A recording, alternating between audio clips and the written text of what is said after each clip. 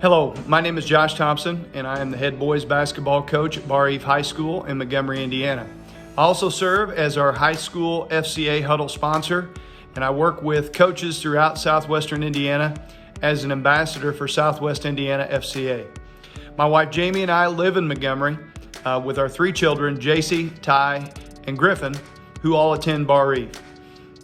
I grew up in Bloomfield, Indiana, and had a tremendous upbringing, and very thankful to my mom and dad, Tim and Sandra Thompson, for all of the opportunities that they afforded me as a young man.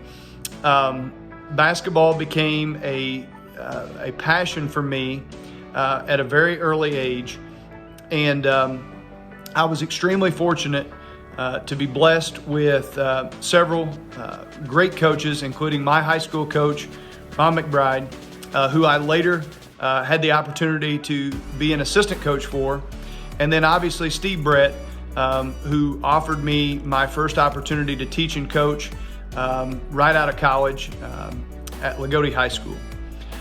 In high school, I played several sports and was blessed with the opportunity to play college basketball at Hanover College. And so after college, I decided that I wanted to get into coaching, and I love working with coaches and athletes, and my purpose as a coach is to mentor student athletes and coaches to enthusiastically pursue a commitment to excellence in every part of their journey. My personal journey in my coaching career has taken me and my family down a long and winding road. It's a journey that hasn't always been easy. In 2007, I became a head coach for the first time at the age of 26. After 5 years of pouring my heart and soul into that program, we found out that my contract was not going to be renewed at the end of my 5th year. That time period in my life was one of the really the toughest and what you might say the lowest points of my life. And so with that, I turned to the only places that I knew to turn, my wife and to God. I spent quite a bit of time in prayer over the next couple weeks.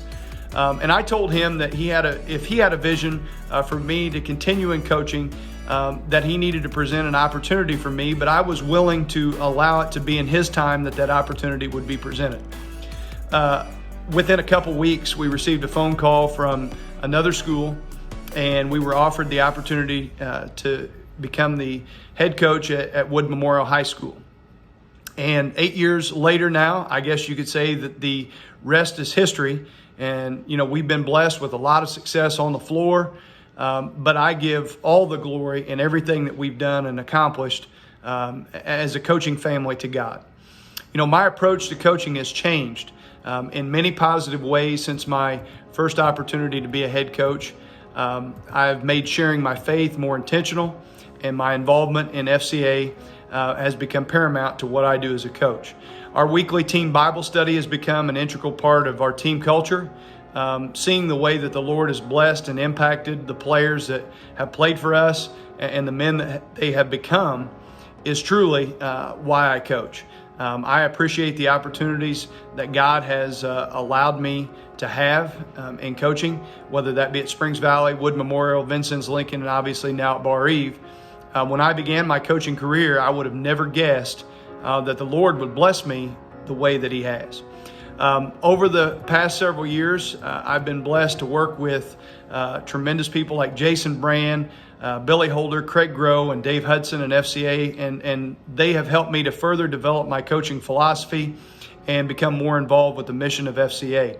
I'll never forget sitting in my classroom at Wood Memorial and praying with Mike Garrett as we set up the huddle at Wood Memorial. Mike also gave me my first copy of the Coach's Bible. I'll never forget the God moment between myself and one of my former players, Connor Mowry. I had reached out to him about establishing and setting up our first huddle there at Wood Memorial, and he had no idea what FCA was. And I don't know that I actually had an idea of what FCA was at that time. I had attended meetings, but I wasn't involved in the leadership as being a huddle sponsor. Little did I know that Connor was actually at chapel at a Bible camp at that time, and he was actually praying to God that God would give him an opportunity to share his faith with others within our school community. One piece of advice that I would give to all coaches is that coaching is way more than X's and O's. I felt like as a young head coach that I had all the answers, that as long as I outworked everybody around me and poured my heart and soul into the program, that was going to lead to tremendous success. But I found out that coaching is truly about relationships. It's growing relationships with the Jimmies and Joes that you coach. It's growing your own relationship with Christ. But more importantly, it's about helping all of those players and athletes that have been entrusted to you as a coach into furthering their own relationship with Jesus Christ. I'm always telling my team that we can only control what we can control. And our team this past season did a really good job of that. When our season was canceled at the end of the sectional tournament, we were ranked number 1 in the state, and myself and my fellow assistants felt like this group of kids truly had an opportunity to finish things off and to win a state championship. I know that our season being canceled was really tough for me to deal with personally, but it was tremendously tough for our players to deal with. One thing that I constantly reminded them, though, as we communicated with the tournament being up in the air and then ultimately being canceled, was that we could hang our hat on the fact that we controlled everything that we could control. I also tell our team that you can handle adversity in one of two ways. You can obviously allow it to affect you positively or negatively. And you can allow your circumstances or the situation that you're in to make you better. Or you can cower and you can become less than what God created you and designed you to be. And so our mission in this entire time period was to come out of this better than what we went into it. So during this quarantine period, I've had a lot of opportunities to reflect on many things, and obviously my relationship with the Lord. I've had the opportunity to complete several projects, like going through the 3D Coaching Institute, which was phenomenal. And I also was able to finish up a project personally that I'd been working on, a devotional for coaches called 31 Days and Ways to become a more faithful and successful coach. And if you're interested in that, you can actually search that on Amazon. It's available on that website now. A couple things that I'll give you here to finish up. I'm a big fan of Buzz Williams and his leadership style. And recently I was listening to a podcast with Buzz Williams and John Gordon. And obviously Buzz is the head coach at Texas A&M for men's basketball. And he was talking about leadership can be done in 3 different styles. You can be out in front, showing people the way and basically pulling them along. You can be beside them and you can be holding their hand, helping them get through whatever adversity that you're facing. Or you can be behind them, pushing them toward their goals. And what I've found, obviously in coaching as a whole, but more importantly, through this time period, is that to be a really successful coach and to be really good at your craft, you have to lead in all 3 of those ways. And, I've been very proud of my coaching staff and of our players through this. As a coach or an athlete, when you hit the ground in the morning, you're never going to stay the same.